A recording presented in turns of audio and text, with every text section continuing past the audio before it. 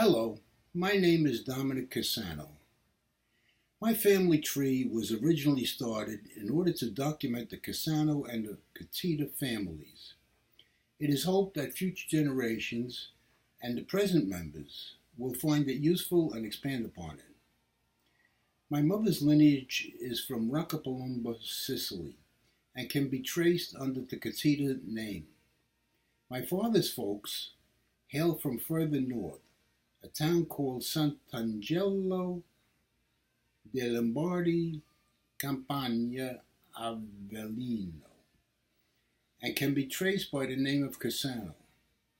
My great-grandmother, on my mother's side, was a Lucchese, so I included some of the Luccheses in the tree. My great-grandmother, Nicolina Lucchese, came to America with her daughter Concetta Cuttitta and her son-in-law, Francesco Cuttitta. They settled in Manhattan and then Brooklyn. My grandfather Domenico Cassano also settled in Brooklyn. And I guess the kids met sometime, somehow, at some dance or whatever. My interest in the ancestry started in the mid-1970s. I was about to take a tour with members of the New York City Fire Department and asked my uncles about Sicily. My Uncle Fred told me to look for the town of Roccapalumba. It has a church and a big rock with black pigeons on it.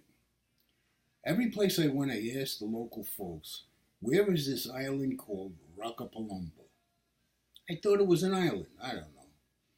No one could help until one day I didn't say island, and they told me it was right up the road from Palermo. That's where we were staying. We hastily rented a sub-mini compact that had trouble climbing the mountains. I went up the road. I saw it. The church with the rock and the pigeons, and I knew I was there. Incidentally, the town has grown so much that the church cannot be seen from the highway. The highway now goes through the town. Anyhow, in the town, I picked out a building that I looked official, like it had records. There were no signs or anything on the front of the building. At the end of a long hallway, there was a man in a green uniform and talking to a woman. I didn't want to be impolite and interrupt, but eventually I interrupted them and told the man that I was looking for the birth records of my grandfather, Francesco Cuttitta. After much to do and sending his wife home to cook, he informed me that Francesco Cuttitta was his name. Yeah. I didn't believe it naturally, so he called in a vacationer from outside, and the man was from Bensonhurst, Brooklyn. He spoke English and Italian. Yes, the man in the green uniform was my mother's first cousin. I took pictures of the page in the big book that showed my grandfather's birth records. We then ate at Francesco's house, and I met the entire family. One of the Cuttitta clan was Francesco Cuttitta, 1914. My grandfather's nephew. He was a priest on vacation from the convent and was a bit of a historian for the family. I think the convent was in Agrigento, I'm not sure.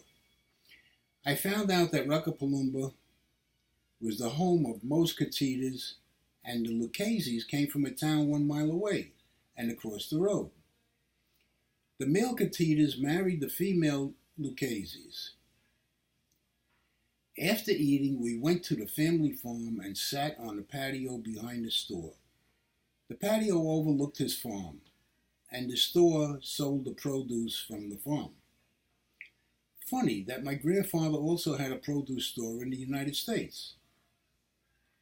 It was on the patio that I saw a young girl who was the image of my mother, but only she had blue eyes, like me.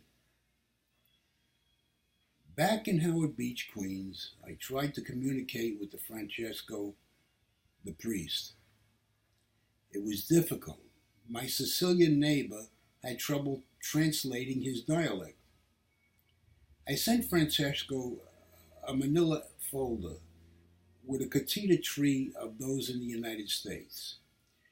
I also sent him another manila folder with some of the Cuttittas still in Sicily, and I asked him to fill it in.